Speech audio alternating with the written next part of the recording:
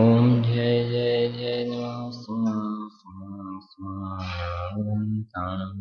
सिद्धाणं नमः मैर्याणं नमः चायाणं नमामि सर्वसाहं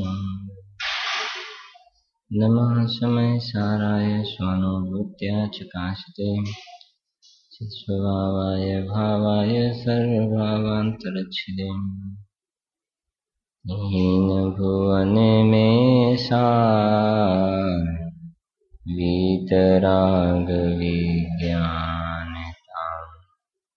शिव स्वरूप शिव का नमः योग संहारी।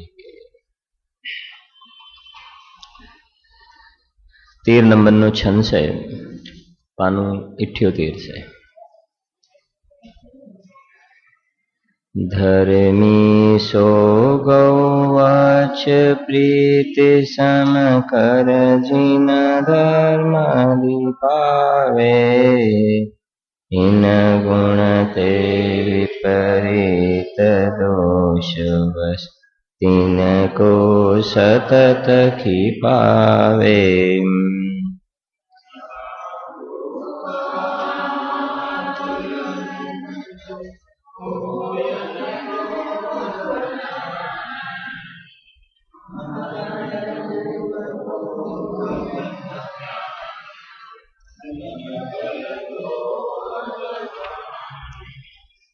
तप को मदन मदजु प्रभुता को करे न सो निज जाने मद धारे तो यही दोष समेकित कोमल ठाने।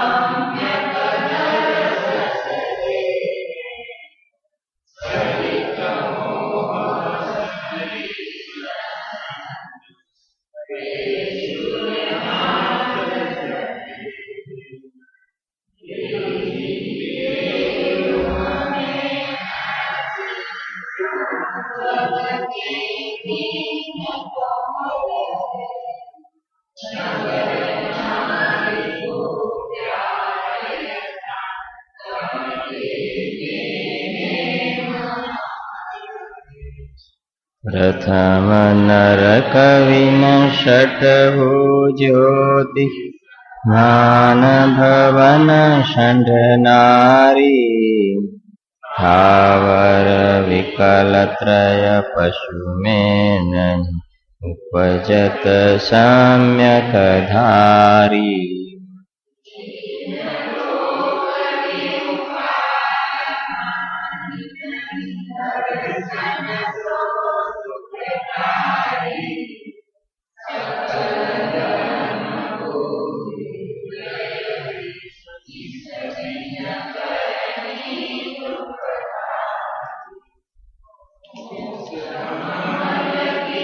प्रथम सीरिया बिन ज्ञान चरित्रा सम्यक तान लहे सो दर्शन धारो भव्य पवित्रा।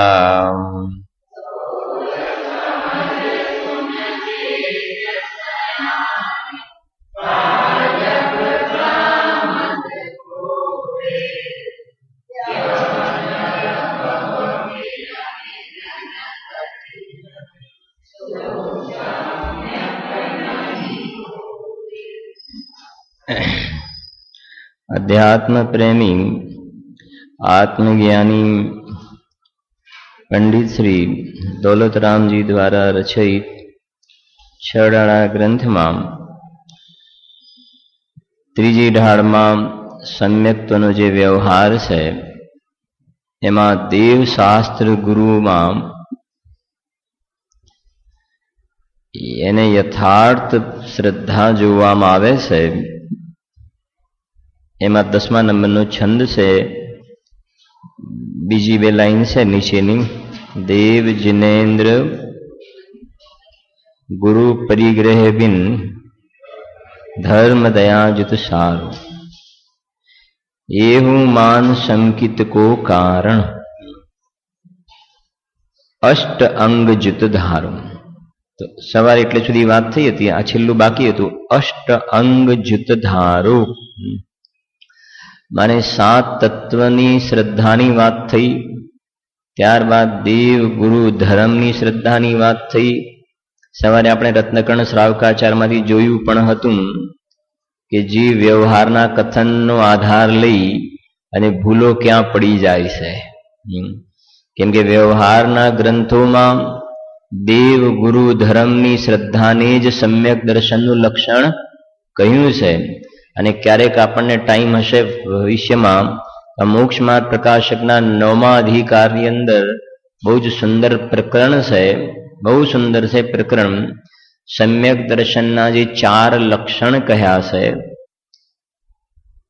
તત્વાર્થ શ્રદ્ધાનમ સમ્યક દર્શનમ, સાચા દેવ શાસ્ત્ર ગુરુની શ્રદ્ધાને સમ્યક દર્શનનું લક્ષણ કહ્યું છે.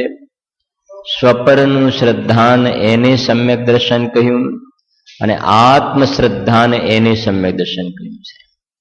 અજ્ઞાગમમાં 4 પ્રકારથી સમ્યક દર્શનની વાત આવે છે. તો 4 જે કહ્યા છે એનો સમન્વય કેવી રીતે છે, ટોડરમલજી બહુ સરસ રીતે એ વાતને સમજાવી છે. તો ક્યારેક એ વિષયને આપણે ચર્ચીશું, ત્યારે વિસ્તારથી એની વાત કરીશું. એટલે ત્યાં પંડિતજીએ સ્પષ્ટ લખ્યું પણ છે કે સાચા દેવ શાસ્ત્ર ગુરુની શ્રદ્ધાને જે સમ્યક દર્શન કહ્યું એ વ્યવહાર સમ્યક દર્શન છે. એ લક્ષણ કહ્યું પણ એ વ્યવહારનું લક્ષણ છે. હવે આ એમ સમજે છે કે અમને એ સાચા દેવ શાસ્ત્ર ગુરુ સિવાય અન્યને માનતા નથી, એટલે સમ્યક દર્શન તો થયું. શાસ્ત્રનો અમે અભ્યાસ કરીએ છીએ એટલે સમ્યક જ્ઞાન થયું, અને વ્રતાદિનું પાલન કરીએ છીએ એટલે ચારિત્ર થયું. પણ નિશ્ચય રત્નત્રય, શુદ્ધ રત્નત્રયનું એવું સ્વરૂપ નથી. આ વ્યવહાર રત્નત્રય છે તો રાગરૂપ છે, તો ચારિત્રના શુભોપયોગના પરિણામ છે. અને નિશ્ચય સમ્યક દર્શન એ શ્રદ્ધા ગુણનો શુદ્ધ પર્યાય, સમ્યક જ્ઞાન જ્ઞાન ગુણનો શુદ્ધ પર્યાય છે.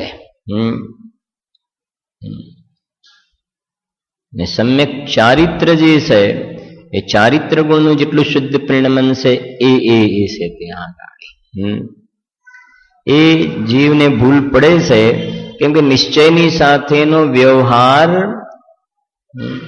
ગુરુદેવે હજારો વાર કહ્યું કે વ્યવહાર જ્ઞાન કરાવવા માટે છે. વ્યવહાર જ્ઞાન કરાવવા માટે. હવે સમ્યક દર્શનનો વ્યવહાર 7 તત્વની શ્રદ્ધા, એટલે જે ભેદરૂપ વિચાર કરે છે એ સમ્યક દર્શનનો વ્યવહાર કહ્યો ને, તો જ્ઞાન કરાવવા માટે કહ્યું છે કે સમ્યક દ્રષ્ટિ જીવને આવા પ્રકારનો વિકલ્પ આવે છે. એ આદરવા યોગ્ય નથી. બેમાં અંતર ખ્યાલ છે ને. જ્ઞાન કરવાની વાત અલગ છે, પણ એની જગ્યાએ એ 7 તત્વના જે ભેદરૂપ વિકલ્પ છે એને જ જો સંવર માને તો એ આદરણીય માન્યું. એને હે તત્વને ઉપાદે માની લીધું, એ ત્યાં ભૂલ પડી ગઈ એની. એટલે સમયસાર 12 નંબરની ગાથામાં સ્પષ્ટ કર્યું, વ્યવહાર જાણી લો પ્રયોજનવાન છે. બહુ પ્રસિદ્ધ છે આ વાત, વ્યવહાર જાણી લો પ્રયોજનવાન છે. એટલે આ 7 તત્વનો જે વિકલ્પ સમ્યક દૃષ્ટિને આવે, દેવના સ્વરૂપનો વિચાર કરે છે, ગુરુના સ્વરૂપનો વિચાર કરે છે, ધર્મના સ્વરૂપનો વિચાર કરે છે, એ વિકલ્પ આવે છે એને પણ એ જાણેલો પ્રયોજનવાન છે વ્યવહાર, આદરેલો પ્રયોજનવાન નથી. આદરેલો તો પોતાનો શુદ્ધાત્મા આશ્રય કરવા યોગ્ય છે. એ આ મૂળ જે અંતર છે એ આ ખાસ સમજવાનું છે. ગુરુદેવના સમયમાં મને જે વાત બહાર આવી ત્યાંથી વારંવાર ગુરુદેવ કહેતા હતા કે આ જીવો નિશ્ચય, વ્યવહાર, નિમિત્ત, ઉપાદાન અને આ ક્રમબદ્ધ પર્યાય, આ પાંચ વસ્તુને સમજતા નથી એટલે ભૂલા પડી જાય છે. નિશ્ચય વ્યવહારને સમજે તો ખ્યાલ આવે ને ભાઈ વ્યવહાર નિશ્ચય વિના હોતો નથી. નિશ્ચય આ શું કહે છે ભાઈ, નહીં ચલો અજ્ઞાન દશામાં પહેલા વ્યવહાર તો હોય કે ના હોય, પણ વ્યવહાર નિશ્ચય વિના હોય નહીં. વાત શાંતિથી સમજજો. એક વ્યવહાર વિના નિશ્ચય એકલો હોય, પણ નિશ્ચય વિના એકલો વ્યવહાર હોય નહીં. સમજણ પડે છે? ફરીથી, વ્યવહાર વિના એકલો નિશ્ચય તો હોય, સિદ્ધ ભગવાન નિશ્ચય છે ત્યાં, વ્યવહાર નથી. તો વ્યવહાર વિના નિશ્ચય તો એકલો હોય, પણ નિશ્ચય વિના એકલો વ્યવહાર એટલે પહેલા ગુણસ્થાન વાળું જીવ છે, પ્રથમ ગુણસ્થાન વર્તી, અને નિશ્ચય તો છે નહીં. અને જે દયાદાન પૂજાનો વ્યવહાર છે, સાત તત્વોનો વિચાર કરે છે, દેવના સ્વરૂપનો વિચાર કરે છે, તેને નિશ્ચય તો નથી. તો પહેલા ગુણસ્થાનમાં વ્યવહાર હોય કે ના હોય મિથ્યા દૃષ્ટિને, કે નિશ્ચય વિના વ્યવહાર ન હોય. સમજણ પડે છે? બે વાત કહી ને, વ્યવહાર વિના નિશ્ચય તો હોય સિદ્ધ ભગવાને, પણ નિશ્ચય વિના વ્યવહાર ના હોય. તો પેલા આ બધું હોય એનો અર્થ શું? પેલા આ બધું હોય કે ના હોય? હોય. ક્યાં ના પાડીએ છે? પણ એ વ્યવહાર સંજ્ઞાને ત્યારે પ્રાપ્ત થશે કે આ સાત તત્વના ભેદના વિકલ્પ છોડીને નિર્વિકલ્પ શુદ્ધાત્માની પ્રતીતિ થઈ, અનુભૂતિ થઈ, સમ્યક દર્શન થયું, તો પૂર્વના એવા શુભરાગને ભૂત નૈગમ નયથી વ્યવહાર કહીશું. ત્યાં આગળ તે વ્યવહારનો સિક્કો ત્યારે વાગશે, નિશ્ચય પ્રગટ્યો ત્યારે. આ ખાસ આ બિંદુને સમજવા જેવું છે. જુઓ,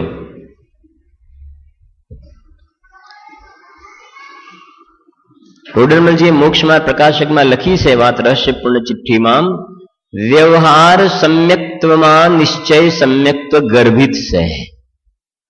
શું કહ્યું? વ્યવહાર સમ્યક્ત્વમાં નિશ્ચય સમ્યક્ત્વ ગર્ભિત છે. એનો અર્થ બહુ સમજો જરા ધ્યાનથી. વ્યવહારમાં નિશ્ચય ગર્ભિત છે એટલે વ્યવહાર કરતા કરતા નિશ્ચય થાય એવો અર્થ નથી. કે એમાં ગર્ભિત એટલે વ્યવહાર કરતા કરતા નિશ્ચય, એમ નહીં.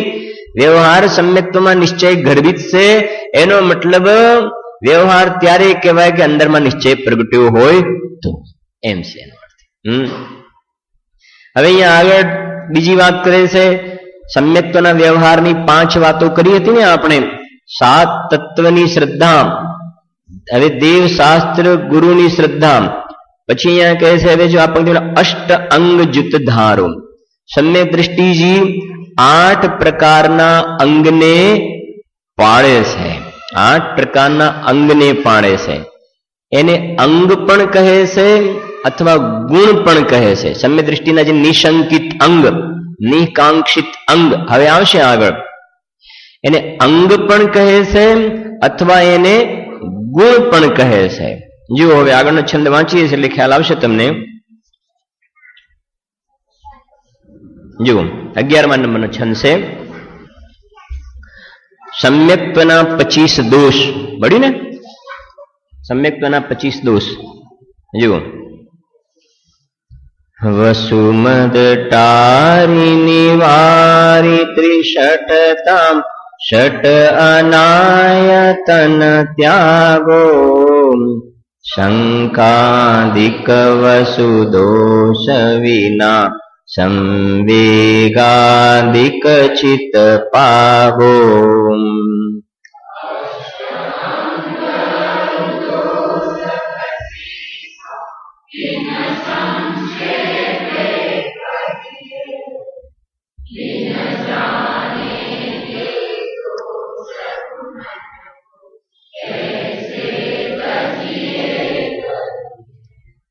જો અહીંયા 25 દોષ ગણાવ્યા. પહેલા લખે છે વસુ મદ ટારી. વસુનો અર્થ કહે વસુ એટલે 8. વસુ એટલે 8. વસુ મદ ટારી. પછી એને એક એક ડિટેલ પણ વાત કરશે. વસુ મદ ટારી એટલે 8 પ્રકારના મદ, અભિમાન, 8 પ્રકારના મદને એ ટાળે છે. પછી નિવારી ત્રિષઠતા. ષઠતા એટલે મૂઢતા, ત્રિ એટલે 3, નિવારી એટલે એને પણ દૂર કરે છે, નથી જોવામાં. 3 પ્રકારની મૂઢતા એટલે 8 મદ અને 3 મૂઢતા એટલે 8 ને 3 કેટલા થયા? 11. પછી ષટ અનાયતન. ષટ અનાયતન. આયતન, આયતન એટલે રહેવાનું સ્થાન, ઘર, એને આયતન કહેવાય. અહીંયા જે આયતન અને અનાયતન શબ્દનો પ્રયોગ છે એ જે ધર્મના આયતન અને જે ધર્મના આયતન નથી, જ્યાં ધર્મ નથી, ધર્મ પ્રગટવામાં જે નિમિત્ત નથી, સમજણ પડે છે? જેને ધર્મ ધારણ કર્યો નથી અને જે બીજા જીવોને ધર્મના ધારણમાં નિમિત્ત નથી હોતા એ ધર્મના અનાયતન છે. અહીંયા કહે છે જો ષટ અનાયતન, 6 પ્રકારના અનાયતન છે. એટલે કેટલા થઈ ગયા? 8 ને 3 11, 11 ને 6 17. હવે આગળ કહે છે જો શંકાદિક વસુદોષ.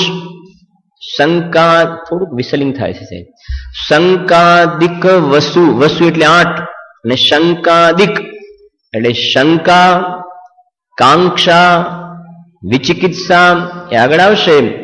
એ પ્રકારે 8 પ્રકારના દોષ છે. શંકાદિક વસુ દોષ વિના એટલે કેટલા થઈ ગયા? કુલ 25 થઈ ગયા ને. તો 8 તમે એમ પણ યાદ રાખી શકો કે 8 ને 8 16.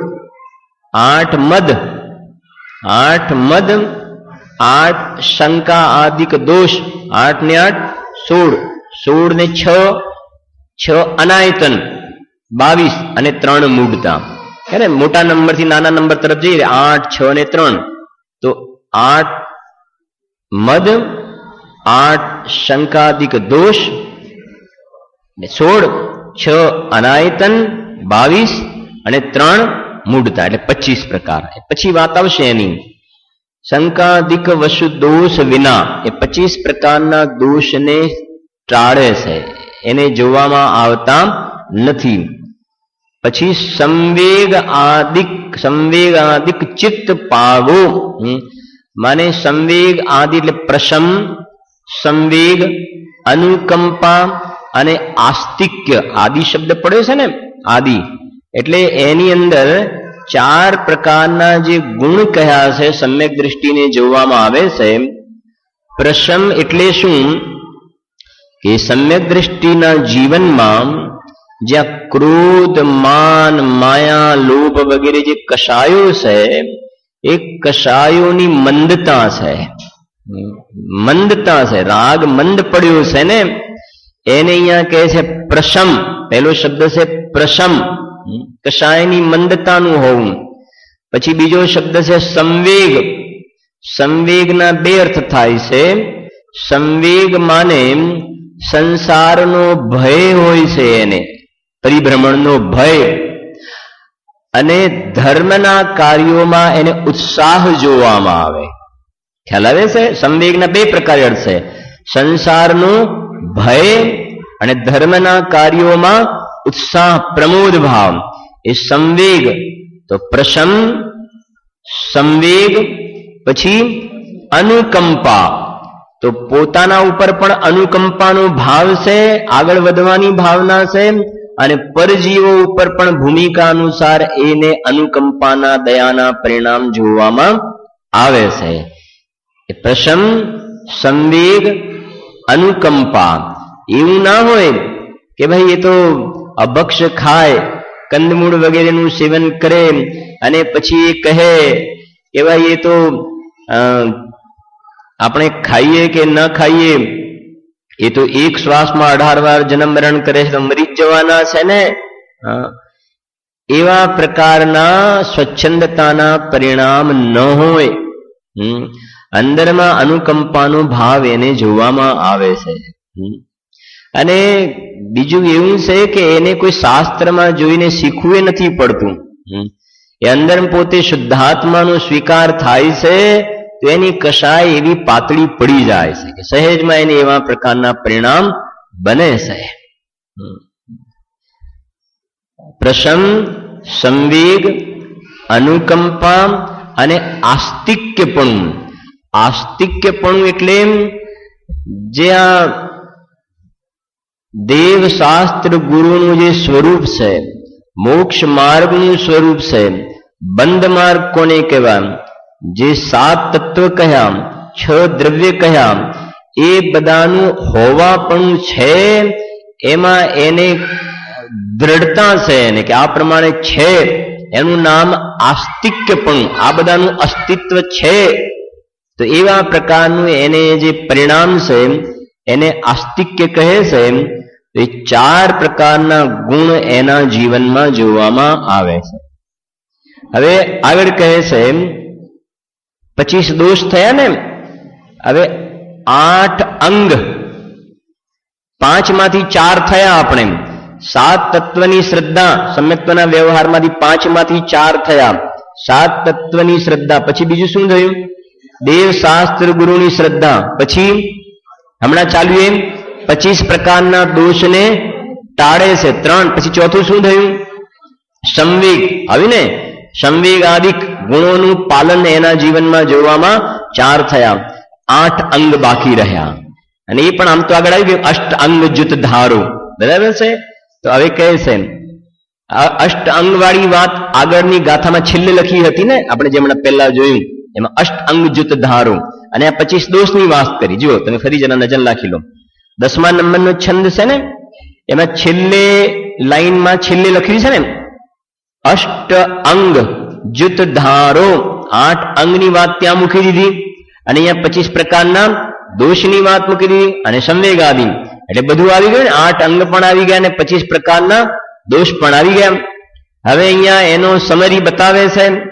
હવે જો લખે છે અષ્ટ અંગ અરુ દોષ 25 તીન સંક્ષેપે કહીએ બિન જાને તે દોષ ગુણન કો कैसे तजिए गए. બહુ સુંદર લાઈન લખી છે. જે 8 પ્રકારના અંગનું એમને જ્ઞાન કરાવ્યું. અંગનું બીજો અર્થ શું કહ્યું? અંગ એટલે શું? ગુણ. અંગ એટલે ગુણ. તો 8 પ્રકારના અંગ અને 25 પ્રકારના દોષનું જ્ઞાન કરાવ્યું. કેમ? ગુણ દોષનું, અંગ એટલે ગુણ, ગુણ દોષનું જ્ઞાન કેમ કરાવે છે? એટલે કે અષ્ટ અંગ અરુ દોષ 25 તીન સંક્ષેપે કઈ. કેમ? બિન જાને તે, જાણ્યા વગર, દોષ ગુણન, દોષ અને ગુણ એટલે અંગને માટે ગુણ લખ્યું. બિન જાને તે દોષ ગુણન કો કેસે તજીએ ગઈએ. કેટલી સરસ લાઈન લખી છે આ પ્રસિદ્ધ લાઈન છે આ. बिन जाने ते दोष गुणन को कैसे तजिए गई. ગુણ દોષનું જો તમને જ્ઞાન જ નહીં હોય તો ભાઈ આને ગ્રહણ કરવું છે અને આનો ત્યાગ કરવો છે. કુદેવાદીનું ગ્રહણ, સાચા દેવા કુદેવાદીનો ત્યાગ, સાચા દેવાદિકનું ગ્રહણ. આ વ્યવહારની વાત ચાલે છે. ગ્રહણ ત્યાગની વાત ચાલે છે ને. આ વ્યવહારની વાત ચાલે છે, ગ્રહણ ત્યાગની વાત. કેમ કે નિશ્ચય જે શુદ્ધાત્માની પ્રતીતિ થઈ છે ને, એ ત્રિકાલી ધ્રુવ જ્ઞાયક ભાવ જે છે એમાં તો ગ્રહણ ત્યાગથી શૂન્ય એક ત્યાગ ઉપાદાન શૂન્યત્વ નામની શક્તિ છે. થોડી વાત સમજવી. આત્મામાં જે શક્તિઓ કઈ 47 અમરચંદ્ર દેવે કહીને છે અનંત 47 બતાવી, એમાં એક ત્યાગ ઉપાદાન શૂન્યત્વ નામની શક્તિ છે.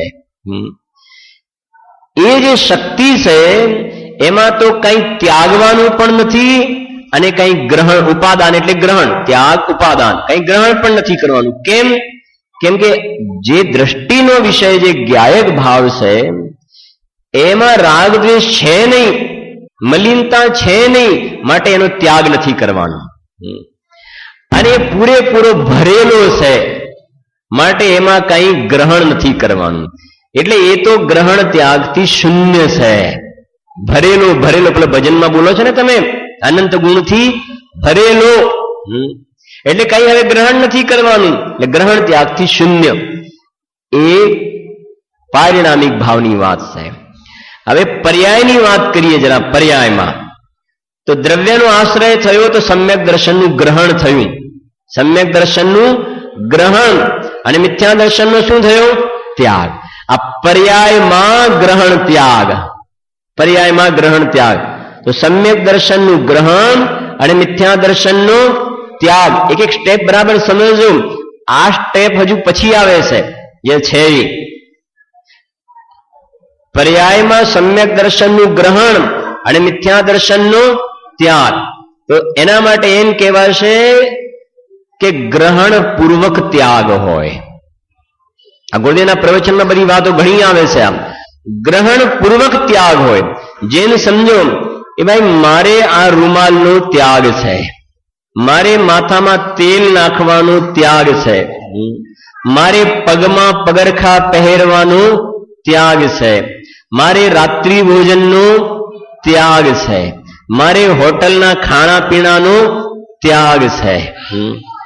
તો એક પ્રશ્ન આવીને ઉભો રહે છે કે તમે ત્યાગનું લિસ્ટ બનાવ્યું કે આટલી આટલી વસ્તુનો ત્યાગ છે. ભાઈ મારે રવિવારે ગળપણનો ત્યાગ છે, સોમવારે ખટાશનો ત્યાગ છે, મંગળવારે તીખાશનો ત્યાગ છે, રસ પરિત્યાગ છે ને 12 પ્રકારના વ્રતમાં, અંતરંગ અને બહિરંગ તપમાં રસ પરિત્યાગ.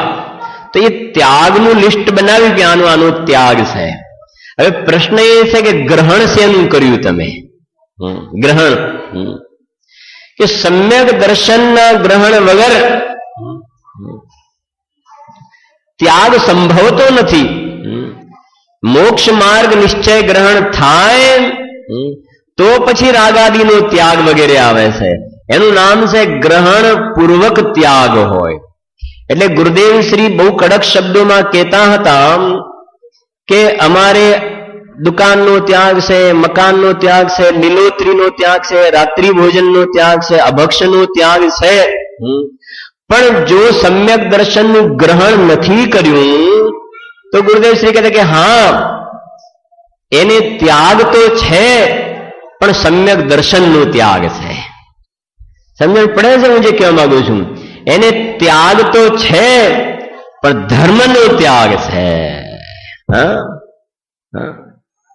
એનો મતલબ બહુ આ એક બિંદુ બહુ સમજવા જેવા છે કે શરૂઆત સમ્યક દર્શનથી થાય છે.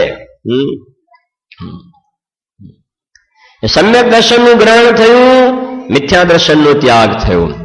વ્રતનું ગ્રહણ થયું, અવ્રતનો ત્યાગ થયો. સ્વરૂપમાં લીનતા થઈ, પ્રમાદનો ત્યાગ થયો. પૂરેપૂરો ઠરી ગયો, કષાયનો ત્યાગ થયો. સિદ્ધ દશા પ્રગટ થઈ, યોગનો ત્યાગ થયો.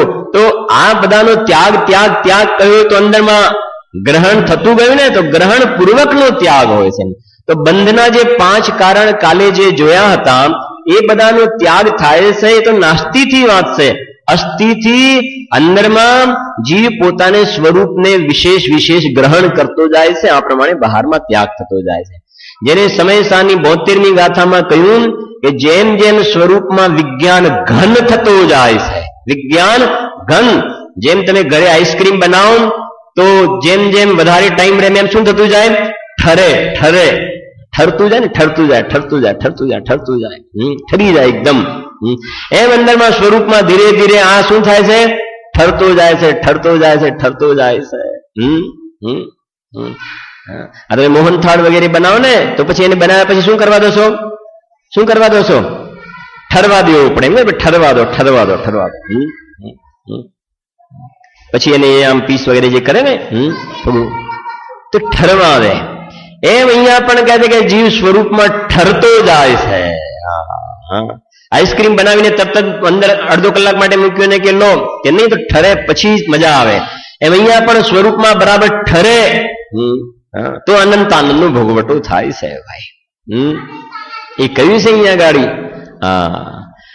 અમારા ત્યાં એક પ્રશ્ન આવ્યો હતો વ્યાખ્યાન પછી ઘરે જતા હતા તો ક્યાં તમે જે કહો છો કે ગ્રહણ પૂર્વક ત્યાગ હોય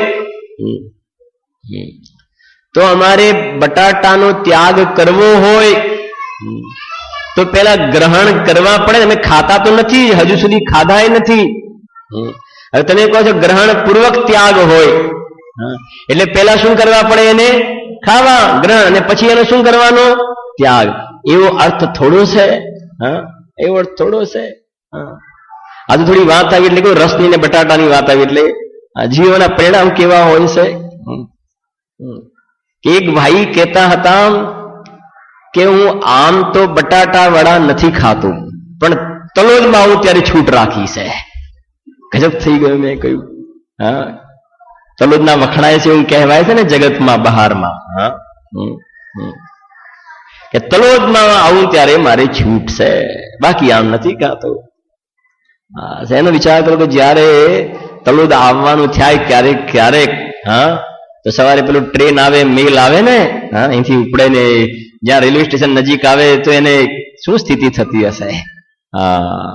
મારે રસના ઇન્દ્રિયની લોલુપતા રત્નકર્ણ શ્રાવકાચારમાં તમે છેલ્લે વાંચો કેટલા કડક શબ્દમાં સદાસુખદાસજીએ કહ્યું છે. અભક્ષની વાત તો દૂર રહો, પરમ દિવસે રવિવાર છે, બહારના ખાવાનો પ્રસંગની આપણે વાત કરતા જ નથી કેમ કે મુમુક્ષુઓની સભામાં બહારના ખાવાની વાત શું કામ કરવી આપણે? પણ એમ પ્રોગ્રામ રાખે પરમ દિવસે સાંજે આપણા ઘરે પકોડી બનાવવાની છે. ખ્યાલ આવે કે ના આવે? અને બહુ જ ભાવે છે કે ઢોસા બનાવવાના છે. તો આગળના દિવસથી ખ્યાલ આવે જેને જે વસ્તુ ભાવતી હોય ખ્યાલ તો ચાલુ થઈ જાય કે પકોડી ખાવાની છે. બીજા દિવસથી બધું જે કઈ રો મટીરિયલ ભેગું કરવાનું એ પ્રોગ્રામ ચાલુ થઈ જાય. પછી આ શું કહેવાય તમારું તીખું પાણી ને ગળ્યું પાણી ને આ ને એ બધું. સદાસુખદાસજી કહે છે કે પદાર્થને તમે જીવ ઉપર જ્યાં સુધી ન મૂકો ત્યાં સુધી સ્વાદ નથી આવતો.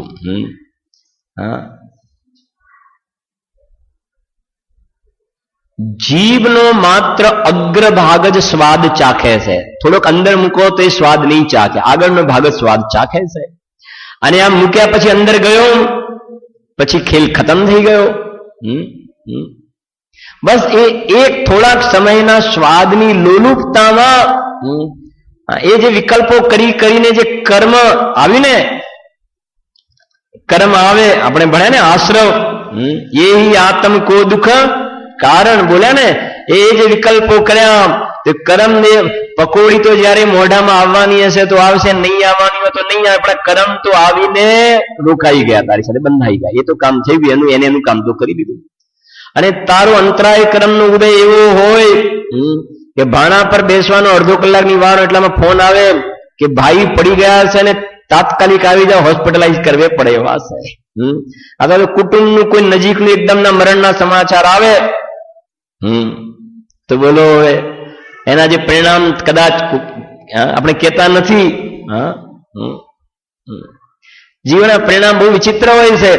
લગ્ન ઘેર પ્રસંગ આવવાનો હોય અને નક્કી કર્યું હોય કે સવારે આ સાડી, બપોરે આ, સાંજે આ, ને પેલું શું કહેવાય જીન દર્શન વખતે આ, મામેરું આવ્યો વખતે આ, ને આ બધું નક્કી કર્યું. અને 2 દિવસ પહેલા જ ઘરની અંદર જ મરણ થઈ જાય અને પ્રસંગ લેવો પડે એવો હોય.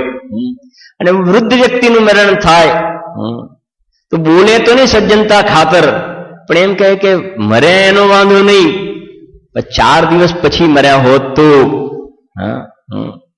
પછી એવા પેલા પહેરવાની ઈચ્છા હોય કપડા પણ પહેરી શકાય નહીં કે હવે કયા પહેરું, આ ચાલે કે ના ચાલે, આ ચાલે કે ના આવા તો ના પહેરાય, આ તો બહુ કહેવાય, આમ કહેવાય તેમ કહેવાય. હવે એ દોષ કોનો જોવે? હવે બિન જાણે તે દોષ ગુણન કો વાત તો આવી ગઈ પાછી એની અંદર વાત તો મળશે.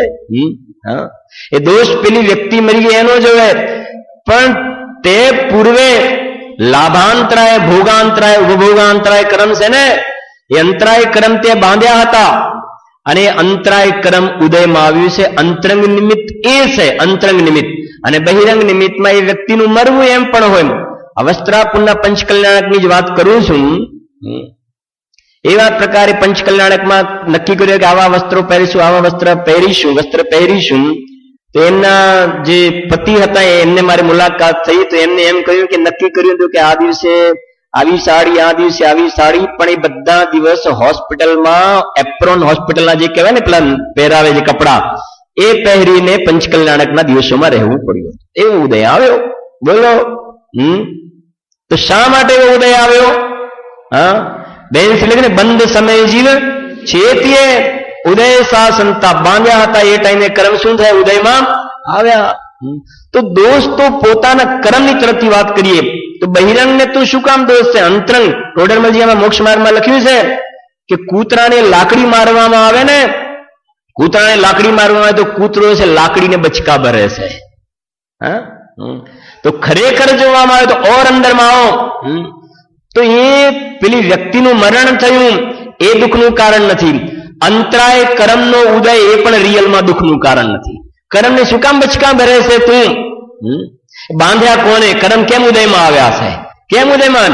પૂર્વે તે વિરાધ ના કરી, આત્માની વિરાધ ના કરી, આત્માનો લાભ ના લીધો, આત્માનો ભોગવટો ના કર્યો, આત્માનો ઉપભોગ ના કર્યો, આત્માના અતિન્દ્રિય આનંદનું દાનનો સ્વીકાર ના કર્યો, એ કર્મ બાંધ્યા, એ ઉદયમાં આવ્યા.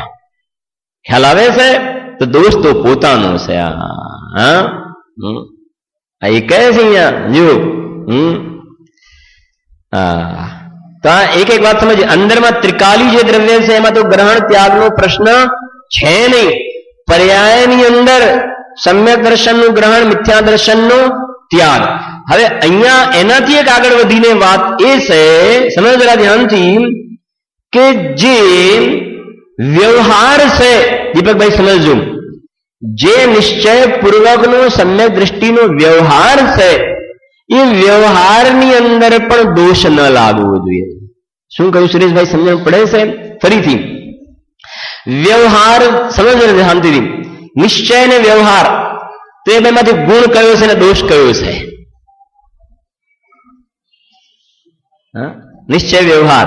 તો જો નિશ્ચય તે ગુણ છે, શુદ્ધ પરિણમન છે, અને જે સમ્યક દર્શનનો સાત તત્વનો વિચાર કરે છે, દેવશાસ્ત્ર ગુરુનો વિચાર કરે છે ને, એ વ્યવહાર છે, એ દોષ છે. કેમ કે રાગ છે ને, રાગ છે એટલે દોષ છે. એટલે અહીંયા દોષમાં પણ દોષ ના લાગે એ વાત બતાવે. ખબર પડે છે? વિજયભાઈ નહીં આવ્યો ખ્યાલ? આવે ખ્યાલ? કેમ કે અહીંયા તો બિન જાને તે દોષ ગુણન કો कैसे, એટલે વ્યવહારની અંદર ભૂલ ના પડે.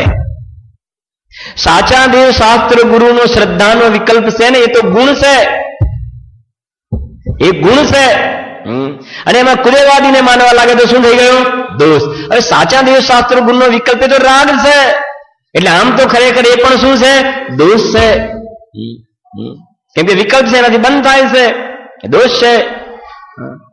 સમજી ગયા ને? હવે એટલે આ જે દોષની વાત ચાલે છે, વ્યવહારની અંદર પણ દૂષણ ના લાગે એની વાત ચાલે, એની વાત ચાલે છે. આ એ વાત છે.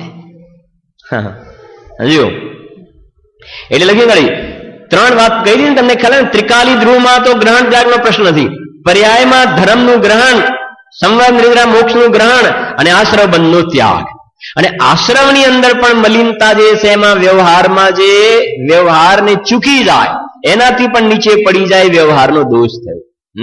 અને ઓર સરળ કરીને કહું, મુનિરાજ કેટલા મૂળગુણને પાડે છે? કેટલા મૂળગુણને પાડે છે મુનિરાજ? 28 મૂળગુણને પાડે છે. મારો પ્રશ્ન એ છે કે 28 મૂળ ગુણ કહે ગુણ છે કે દોષ છે? બોલો બોલો. 5 મહાવ્રત, 5 સમિતિ, 5 ઇન્દ્રિય વિજય, 6 આવશ્યક, 7 શેષ ગુણ, એ 28 મૂળ ગુણ કહ્યા ને, એ ગુણ છે કે દોષ છે? બોલો. એ મહાવ્રતાદિના પરિણામ છે ને, 4 હાથ જોઈને ગમન કરવું વગેરે પરિણામ, એ તો રાગ છે. અને રાગ ગુણ ક્યાંથી કહેવાય? રાગ તો દોષમાં જ હશે. કે તો પછી આ લખ્યું છે ને, તો લખ્યું છે એનો અર્થ કરો ને, મેં ક્યાં ના પાડી? એ પણ સાચું છે. 28 મૂળ ગુણ કહ્યા છે, સાચું છે. કોણ ના પાડે છે? વ્યવહારથી વ્યવહાર સત્યાર્થ છે. કોણ ના પાડે છે?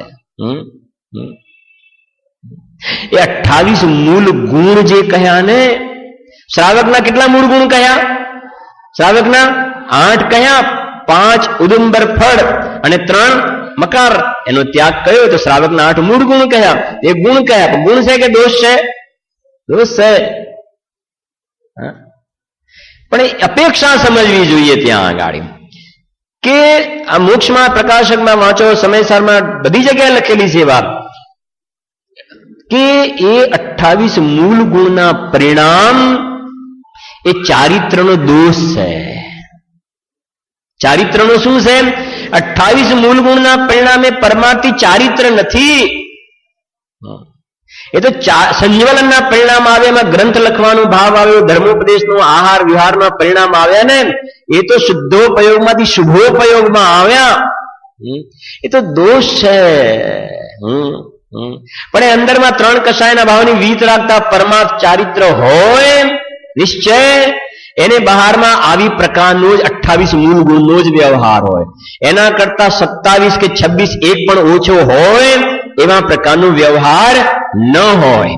એને એક કપડું રાખીએ છીએ, કે 2 ટાઈમ ભોજન કરીએ છીએ, કે પલાઠી વાળીને બેસીને ભોજન કરીએ છીએ, ક્યારેક ક્યારેક સ્નાન કરી લઈએ છીએ. અસ્નાનતા કહ્યું ને, કે બસ ખાલી અમે એક મૂળ ગુણનું પાલન નથી કરતા. એ ખાલી રોજ શું કરીએ છીએ? સ્નાન કરીએ છીએ. તો બોલો, તમે ચલાવશો એને? ચલાવી શકશે કોઈ? નહીં ચલાવે. કે ખાલી અમે ઉભા ઉભા આહાર નથી લેતા, બેસીને આહાર લઈએ છીએ, કે નહીં ચલાવીએ? કે અમે આ પ્રમાણે હાથની અંદર આહાર નથી લેતા, ખાલી થાળીમાં આહાર લઈશું, તો ચલાવી જઈશું? કે નહીં ચલાવે. માને અંદરમાં નિશ્ચય પ્રગટ્યો છે, તો આવા જ પ્રકારનો વ્યવહાર હોય. તો નિશ્ચયની અપેક્ષાએ ચારિત્રનો દોષ કહ્યો, એ અપેક્ષા. બાકી વ્યવહારથી ચરણાનુયોગની શૈલીથી કહીશું તો ચરણાનુયોગથી વ્યવહારથી એને ગુણ જ કહેવાશે. એ ગુણ કહેવાશે ગુણ. વ્યવહારથી વ્યવહાર પરમાર્થ છે, વ્યવહારથી વ્યવહાર સાચો છે. હવે જે 28 મૂળ ગુણ કહ્યા, જે ચારિત્રનો દોષ, એ મૂળ ગુણમાં પણ ઉતરી જાય નીચે.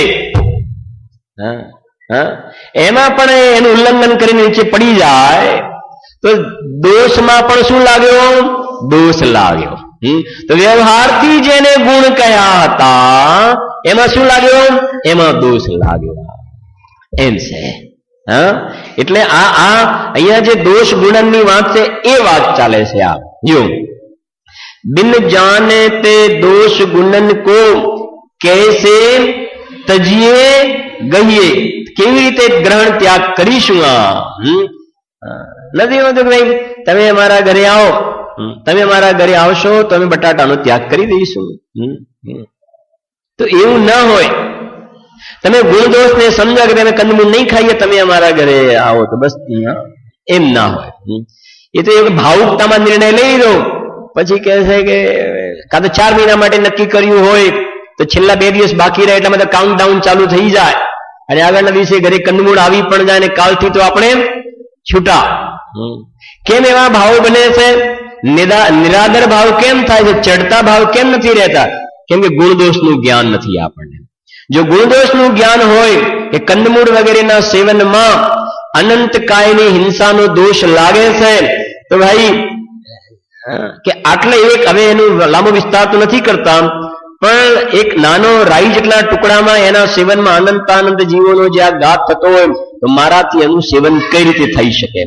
તો એ દોષનું જ્ઞાન થયું ને, તો પછી ખાવાનો ભાવ નહીં આવે. કેમ કે લેતી વખતે વિચાર છે કે આમાં તો અનંત જીવો રહેલા છે, અનંત જીવ રહેલા છે, આનું સેવન મારાથી કઈ રીતે થાય?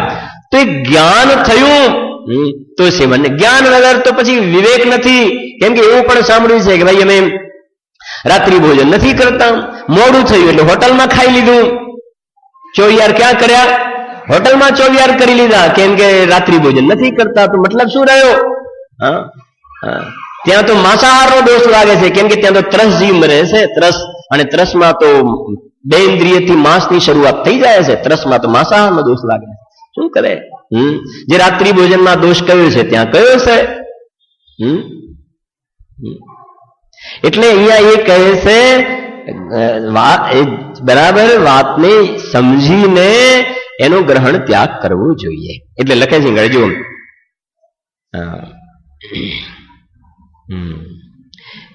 बिन जाने ते दोष गुणन को कैसे तजिए गहिए. હતી કંઈક વાત નીકળી ગઈ હવે.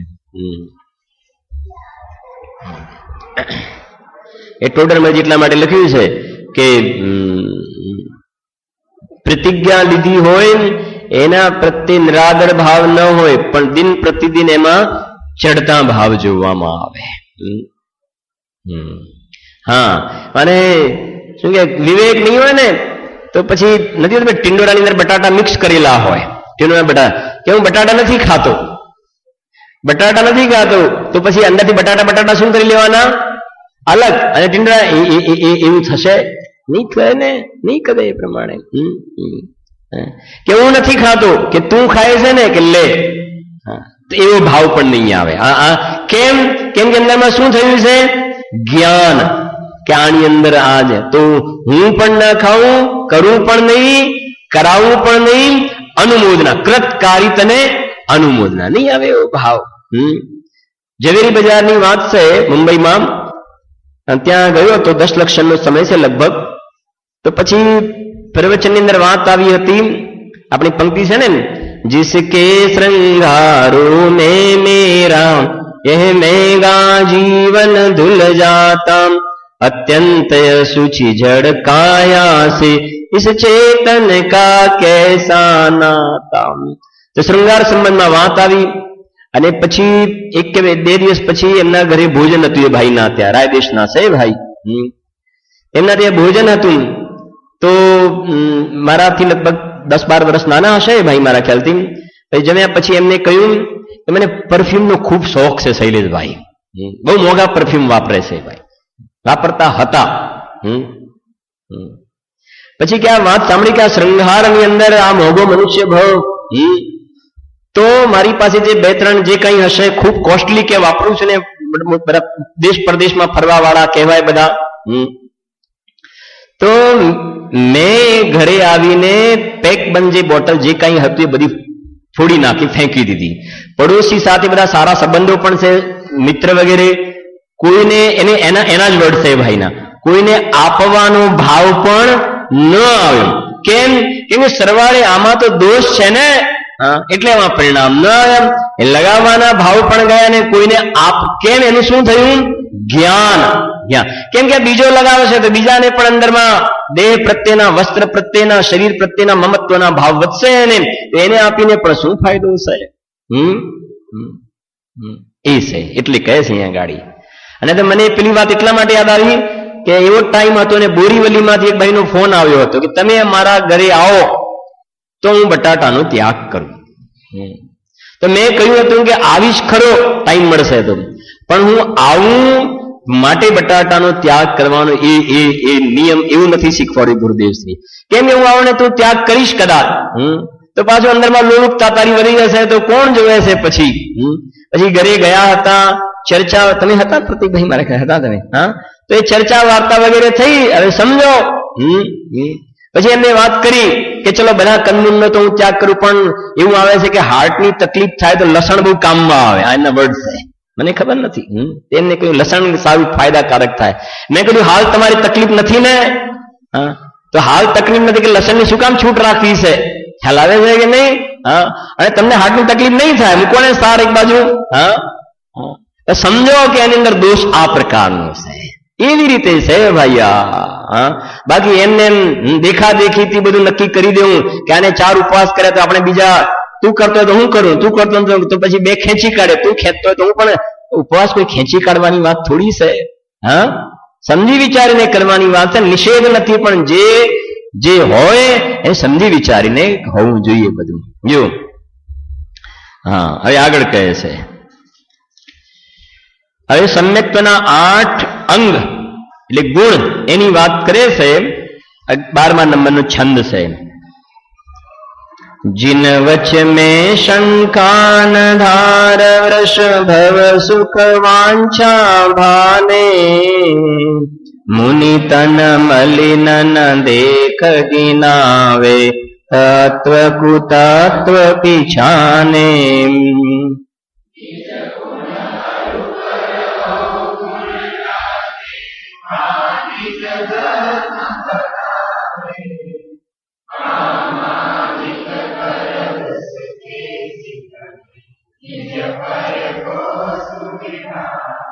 જો શું કહે છે, સમ્યક દ્રષ્ટિના 8 અંગ જે કહેવામાં આવે છે, 8 ગુણ પણ કહે છે. સવારે એક મોક્ષમાર્ગ પ્રકાશક પણ બધા સાથે રાખજો. સવારે આવશો તો સવારે, કાલ સાંજે આવતો સાંજે, જ્યારે આવે ત્યારે લઈશું વિષયને. આ 8 અંગની સાથે રિલેટેડ બહુ સારું પ્રકરણ છે. તો જો અહીંયા સમ્યક દ્રષ્ટિના 8 અંગ કહ્યા છે, એમાં તમારી પાસે છે ને ગ્રંથ, એની અંદર તમે જોશો તો એના નામ પણ બતાવે છે અહીંયા. કઈ વાંધો નહીં, આપણે એમાંથી લઈ લઈએ છીએ એક પછી એક. પેલું છે જીન વચ મેં શંકાન ધાર. માને જિનેન્દ્ર ભગવાનના વચનોમાં સમ્યક દ્રષ્ટિ જીવને અથવા જેને સમ્યક દર્શન પ્રગટ કરવું છે એને જિનેન્દ્ર ભગવાનના વચનોમાં રંચ માત્ર શંકા હોતી નથી. નથી હોતી શંકા કે ભાઈ વિશ્વમાં 6 દ્રવ્ય છે, જાતિ અપેક્ષાએ 6 છે, સંખ્યા અપેક્ષાએ અનંતાનંત છે, દ્રવ્ય હોય એમાં ઉત્પાદ વ્યય થાય અને એક સમયની પર્યાય હોય અને કુલ 3 કાળના જેટલા સમય એટલી દ્રવ્યની પર્યાય હોય, ઉપર 16 સ્વર્ગ હોય, નીચે 7 નરક હોય, અસંખ્યાત દ્વીપ અને સમુદ્ર, આ બધું ભગવાનની વાણીમાં આવે. 8મા નંબરનો એક નંદીશ્વર દ્વીપ છે, આ બધું ભગવાનની વાણીમાં આવે કે આત્માના આશ્રય ધર્મ થાય, આત્મા અનંત ગુણોનો સ્વામી છે. તે ભગવાનની વાણીમાં રંચ માત્ર જીવ શંકા કરતો નથી, શંકા નથી કરતો. એક વાત બરાબર સમજવી શાંતિથી કે પ્રશ્ન કરે સમજવા માટે સાચું છે એમ માન્યું. નીરવભાઈ શું કહ્યું? સાચું છે એમ માન્યું, જાણ્યું, પણ એને વિશેષ સમજવા માટે પ્રશ્નોત્તર કરે એને આશંકા કહેવાય છે. અંદરમાં એ વાતનો નેગેટિવ છે એવું નથી, પોઝિટિવ છે, પણ એને વિશેષ સમજવા માટે શંકા સમાધાન જે કહે ને આશંકા, એવા પ્રકારના પ્રશ્ન સમોશરણમાં જઈને પણ નથી. એ આ પ્રશ્ન કરે કે આ શું કહેવાય, રક્ષાબંધન પર્વ ક્યારથી શરૂ થયું, એ પ્રશ્ન થાય, શંકા સમાધાન વગેરે. તો એવા પ્રકારનો પ્રશ્ન થવો સમજવા માટે એ બરાબર છે, પણ એની અંદર આ વાત ખોટી છે એવા પ્રકારની નથી હોતી વાત. આજ્ઞા પ્રધાની ને પરીક્ષા પ્રધાની 2 કહ્યા છે. તો આજ્ઞા માનીને પછી પરીક્ષા કરવાની. શું કહ્યું? માત્ર આજ્ઞા માનવાની એમ નહીં, પણ આજ્ઞા માનીને પછી શું કરવાની છે એની પરીક્ષા. એટલે આજ્ઞા પ્રધાની કરતા પરીક્ષા પ્રધાનીને શ્રેષ્ઠ કહ્યા. જેમ મેથેમેટિક્સ હોય એને આપણે એક્ઝામ્પલ ગણતા હોઈએ, તો એક્ઝામ્પલ ગણતા હોય તો પાછળ એના આન્સર શીટ હોય કે ના હોય? તો એ આન્સર શીટને આપણે સાચી માની છે કે નથી માનતા? સાચી માનીએ છે ને. તો સાચી માનીએ છે છતાં પણ એક્ઝામ્પલ આપણે જાતે શું કરીએ છીએ? ગણીએ છીએ ને. એ પરીક્ષા કરીએ છીએ. પેલો જવાબ સાચો છે, આજ્ઞા તો બરાબર છે, પણ એ જવાબ કેવી રીતે આવ્યો એની શું કરીએ આપણે? એની પરીક્ષા કરી. એમ આત્મામાં અનંત ગુણ છે, આત્મામાં સુખ છે, તો આત્મામાં સુખ છે તો શ્રી ગુરુએ કહ્યું, તો કહ્યું માટે વાત તો બરાબર છે કે આત્મામાં સુખ છે, પણ એ ઉપયોગને અંદરમાં અનુભૂતિ કરી અને રસાસ્વાદન લઈ અને પરીક્ષા કરીને સ્વસંવેદનથી પરીક્ષા કરીને માને છે. જેને સમયસાની 5મી ગાથામાં કહ્યું ને, હું કહું છું માટે પ્રમાણ ન કરતો, આગમનું સેવન, યુક્તિનું અવલંબન, પર અપર ગુણનો ઉપદેશ, અને 4થા નંબરમાં શું કહ્યું? સ્વાનુભવથી પ્રમાણ કરજે. તો પ્રમાણ એટલે પરીક્ષા કરવાની તો વાત થઈ, અને સ્વાનુભવનું પ્રમાણ એ મોટામાં મોટી પરીક્ષા છે. હા, પછી એને લાખ કરોડ જીવ એમ કહે, અગ્નિ ગરમ હોય એમાં હાથ નાખ્યો હોય ને અને દજાય તો પછી કહે લાખ કરોડ જીવ કે ઠંડી હોય, પણ કહે છે તમારે કેવું હોય તો કહો, પણ અગ્નિ કેવી હોય છે? ગરમ હોય. નક્કી થઈ ગયું ને, વેદન થયું. બાકી એને સ્કૂલમાં શીખ્યો અગ્નિ ગરમ, અને પહેલા સ્ટાન્ડર્ડમાંથી બીજા સ્ટાન્ડર્ડમાં જાય કે સ્કૂલ બદલે અને બીજા સ્કૂલ શીખવાડે કે અગ્નિ ઠંડી, તો અગ્નિ ઠંડી. કેમ કે એને વેદન નથી કર્યું. એમ અહીંયા પણ કહે છે કે ભગવાનની આજ્ઞા માથે તો રાખે અને પછી સ્વસંવેદનથી એને શું કરે છે? પ્રમાણ. અને બાકી બહારની ચીજ વસ્તુઓ જે છે પરદ્રવ્ય, એ મેરુ પર્વત 1 લાખ યોજનનું છે, તો જિનેન્દ્ર ભગવાનના વચનોમાં શંકા ન કરે. ચંદ્ર ઉપર ના જઈ શકાય તો ના જ જઈ શકાય, એમાં શંકા ના હોય કે નહીં પણ આ બધા જાય છે કે સવાલ જ નથી. જિનેન્દ્ર ભગવાનના વચનોમાં શંકાનો પ્રશ્ન ન જાય. કેટલી બધી ગણતરી બતાવે, બધું એ તમે જે સમજો પણ એ પ્રશ્ન જ નથી. તમે થોડા એ સિવાય પણ કર્ણાનિયુના ગણિત ભણશો તો તમને ખ્યાલ આવશે કે ક્યાંથી સંભવ નથી ને એ વાત. જો આ એ કહે છે એ ગાડી પહેલા નંબરમાં કે જિનેન્દ્ર ભગવાનના વચનોમાં શંકા ન કરે કે સ્વર્ગ હશે કે નરક હશે કે નહીં હોય કે શું હશે.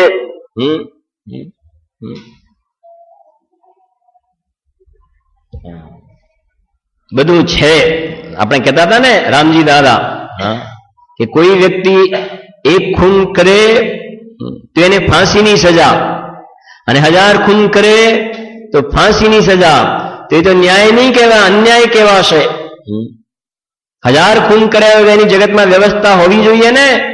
એ નરક પણ છે, 7 નરક છે, 16 સ્વર્ગ, ને જે પ્રમાણે પરિણામ કરે એના ફલ મળે, બધી વ્યવસ્થા છે. પણ દેખાતું તો નથી. કમલેશભાઈ, તમે તમારું હાર્ટ જોયું છે કે નહીં? અંદર બોલો. હા, મગજ જોયું છે તમે તમારું તો છે કે નહીં? જઠર જોયું છે કે નહીં? કે છે માનીએ છીએ. માનીએ છીએ. અમારો બીજો પ્રશ્ન છે કે મગજ આ શરીરના મધ્ય ભાગમાં હોય કે ઉપરના ભાગમાં હોય? બોલો ચિરેનભાઈ, મગજ ક્યાં હોય? માન્યું તો ખરું આપણે કે છે. નીરવભાઈ, મગજ ક્યાં હોય? શરીરના મધ્ય ભાગમાં કે ઉપરના ભાગમાં? ઉપરના ભાગમાં.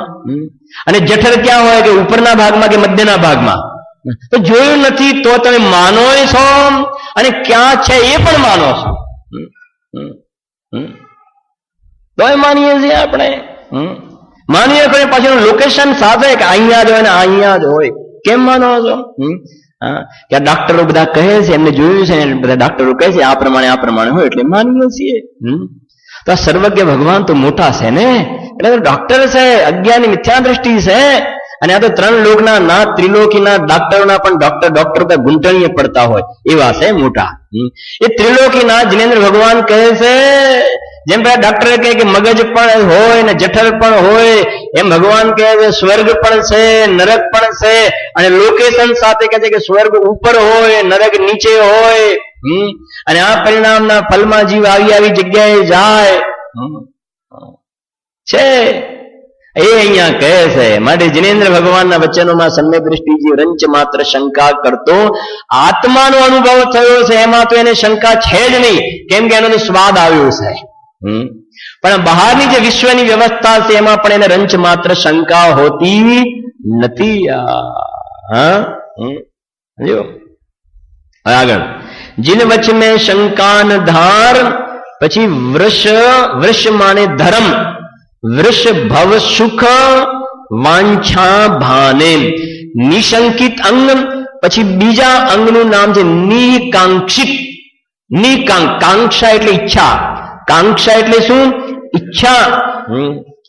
તો સંકિતી જીવ અથવા જેને સમ્યક પ્રગટ કરવું છે એવા જીવને આ ધર્મ કરે ને, બધું સ્વાધ્યાય કરે, પૂજન કરે, ભક્તિ કરે, આત્માના સ્વરૂપનો વિચાર કરે, એ બધી જે વિકલ્પ વિચાર આવે છે એના ફળમાં, ધર્મના ફળમાં